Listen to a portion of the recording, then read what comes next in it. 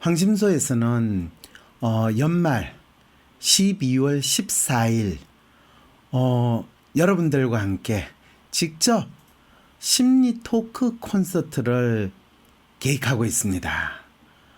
이 심리 토크 콘서트에는 먼저 지난번 만들어지는 병 조현병 다큐 3부작으로 된 것을 90분 총 이 상영 시간을 45분으로 축약해서 그 내용을 극장에서 다큐 영화이기 때문에 극장에서 직접 상영을 하면서 여러분들을 이 극장으로 초대해서 같이 만들어지는 병 조현병 그 다큐를 보고 그리고 그 영화 내용에 대해서 여러분들과 제가 질의응답하는 시간도 가지고 그 다음에 여러분들이 WPI 검사를 통해 가지고 나 자신을 아는 경험이 나에게 어떤 의미가 있었고 또 나의 삶이 어떻게 바뀌어졌고 황심소 방송을 통해 가지고 나의 삶을 내가 어떻게 이해하고 삶의 문제를 해결하게 됐는가, WPI를 통해서 변화된 나의 삶에 대한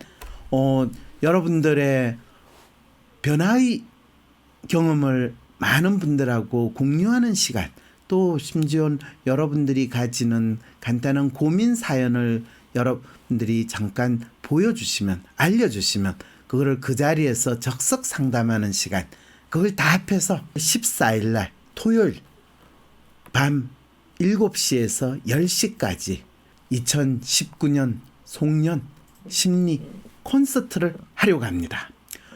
자세한 안내사항은 꼭 황심소 방송 광고에서 여러분들이 참고하셔서 신청해 주시기 바랍니다. 신청하시는 분은 선착순으로 되기 때문에 100명 조금 넘는 분 신청하실 수 있고요.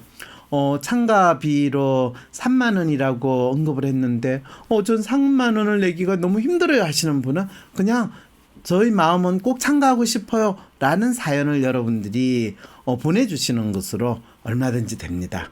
사실은 참가비라기보다는 황심소를 아끼는 여러분들의 후원금 정도로 생각을 해서 여러분들이 3만 원 정도, 물론 그보다 더 많은 돈으로 후원해 주신다면 너무나 감사하고 또 그거를 모아서 행사 준비하고 또 진행하는데 유용하게 잘 활용하도록 하겠습니다.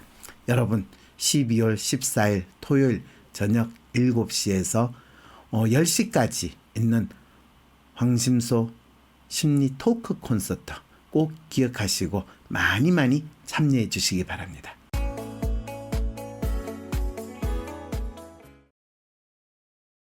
안녕하세요. 황상민의 심리상담소 시작하겠습니다. 네, 황상민의 심리상담소는 매주 일요일 오후 7시에서 9시까지 진행됩니다. 그리고 많은 분들한테 지금 카톡 돌리고 황심소 생방송 한번 보세요. 얼마나 재밌는지 모르겠어요. 미녀와 야수의 21세기 버전이에요. 유튜브 버전이에요. 이렇게 여러분 이야기하셔도 됩니다. 미녀 여기 있습니다. 네, 제가 성전환 했냐고요? 네, 알아서 하십시오. 자, 그런데 혹시 이재용 삼성전자 부회장한테 경영훈계를 했다는 어떤 재판장 스토리 혹시 아세요? 모릅니다.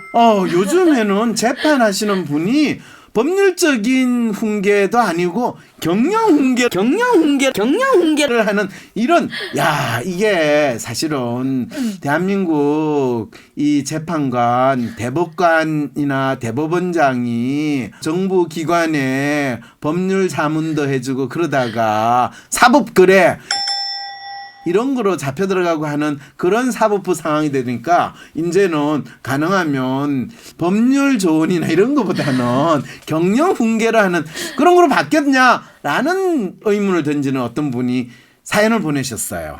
혹시 한번 그 사연 읽어봐 주실래요? 네, 안녕하세요 박사님. 지난 25일 삼성전자 이재용 부회장의 국정농단 파기환송심 재판이 처음 열렸습니다. 공판은 금세 끝났지만 정준영 재판장의 발언이 화제가 됐습니다. 공판이 끝날 무렵 이재용 씨에게 재판 중에도 당당히 기업 총수로 일하라며 만 51세에 이건희는 신경영을 선언했다. 이재용의 선언은 무엇이어야 하느냐는 훈계성 발언을 한 것입니다. 또 그룹 내 엄격한 감시 제도가 마련되지 않아 피고인을 포함한 여러 임원들이 뇌물 사건에 연루되었다며 미국 대기업의 사례를 참고하라고 권고도 하였습니다. 경제개혁연대는 이것이 단순 훈계를 넘어 사실상 양형 가이드라인을 제시한 것이 아니냐고 지적했습니다.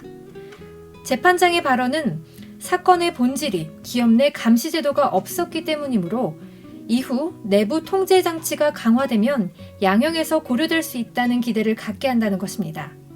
이들은 재판장은 자신의 조언을 이행한 피고인에게 엄중한 법의 잣대를 들이댈 수 있겠는가라고 비판했습니다. 이 발언에 대해 조선일보 역시 재판의 공정성을 무너뜨린 일이 아니냐고 지적했습니다. 이날 열린 파기환송심은 삼성의 뇌물죄가 성립하느냐 아니냐를 다투는 것이 아니라 사실상 형량이 얼마나 될 것인가를 정하는 재판이었기 때문에 더욱 그렇다는 것입니다. 뉴스일 보도에 따르면 정준영 판사는 본래 피고인에게 조언도 자주 하고 피고인이 법원에서 제시하는 방안을 따르면 선처를 하는 사법치료 재판을 이끄는 사람이라고 합니다. 또 이명박 전 대통령의 항소심을 맡고 있는데 지난 3월에는 수감 중이던 이 전 대통령을 보석조건 하에 석방하기도 했습니다. 법정에서 판사가 피고인을 꾸짖고 훈계를 하면 판결이 우호적으로 나오는 경우가 많다고 하는데 설마 재판장님이 이 부회장에게 유리한 판결을 내리기 위해 저런 말씀을 하신 건 아니겠죠? 네, 여러분 항상 우리 설마 하면 사람 잡는다 라는 거 아시죠? 그죠? 네, 설마 하는 일은 항상 일어나요. 그러니까 훈계를 하시고 우호적인 판결을 주시고 이분 상당히 인간적인 재판장님이시네요. 그리고 뭐 사법치료라는 이름으로 이명박 전 대통령 보석 조건 하에 석방을 했다. 참 형편을 잘 봐주시는 분이라는 거죠. 그러면 당연히 이 회장도 이 재벌 총수니까 재벌 총수가 기업 경영 잘해라. 너가 뭐 교도소에 가가지고 콩밥 먹고 있을 때냐. 그러니까 지금 내가 이야기하는 이 조건 기업 내 내부 감시 제도가 없었기 때문에 그렇다. 그러면 기업 내 내부 감시 제도를 만든다고 해가지고 윤리경영위원회 뭐 이런 거를 만들면 위원장을 뭐 아무래도 전직 부장판사 출신이거나 대법관 뭐 이런 분들을 또 모셔가지고 할 거 아니에요.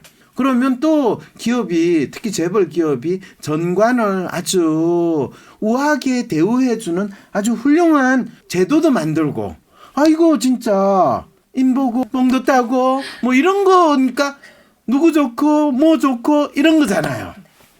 야, 돈 있고 빽 있는 사람은 사법치료로 치료해주는 건가요? 네, 그렇습니다. 그거를 썩을 세상이라고 이야기하뇨. 이게 상부상조예요. 이 사자성을 우리 잘 써야 돼요. 훈계성 선언이란요 재판장이 할 말은 아닙니다. 네가 재판장도 아닌데 그런 이야기를 하면 안 되지. 그렇죠. 댓글 다시는 분은 댓글 다는 소리로 무슨 개풀 뜯어먹는 소리 감시가 아니라 충성이 넘쳐서 문제인데 네 그거는 그러네요. 내부 통제 장치 뭐 기업에서 없다라는 거를 이분이 재판장은 아시고 이런 소리를 했을까요? 심지어는 사법부 안에서도 대한민국에서 본인들이 가장 깨끗하고 엄격하게 자기의 목소리를 낸다고 하는 사법부 내에서도 내부 감시와 통제가 안 일어나는 대한민국에서 가장 충성을 바치는 삼성이라는 조직에서 기업 내 감시 제도가 없었기 때문이라고 이야기하는 이 재판장님은 대체 어떤 마음일까요? 네, 우리 미녀는 험한 이야기를 하시면 안 돼요. 네. 박사님 온라인 사연 보내주시면 모두 방송에서 상담해 주시나요? 아니면 랜덤으로 몇 개만 해주시나요? 랜덤으로 몇 개는 아니고요. 제가 잘 봐가지고 의미가 있는 사연만 찍어서 방송을 합니다.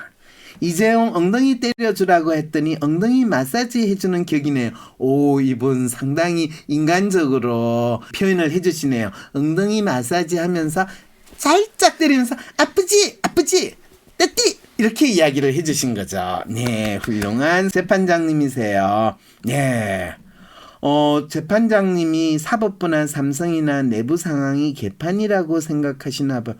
이런 놀라운 댓글. 개판이란요. 돈놀이 꽃놀이 패판이라고 생각하시죠. 오고 가는 현금 속에 싹트는 정의가 아니라 서로 오가는 미소 속에 싹트는 인간의 그리고 공정한 재판이 자라난다 이렇게 생각하시는 거죠. 네. 공전이라는 근거는 없는데 공전 후계 같은 느낌이 드네요. 그렇게 떼띠라고 어떤 분이 또 댓글을 다셨네요.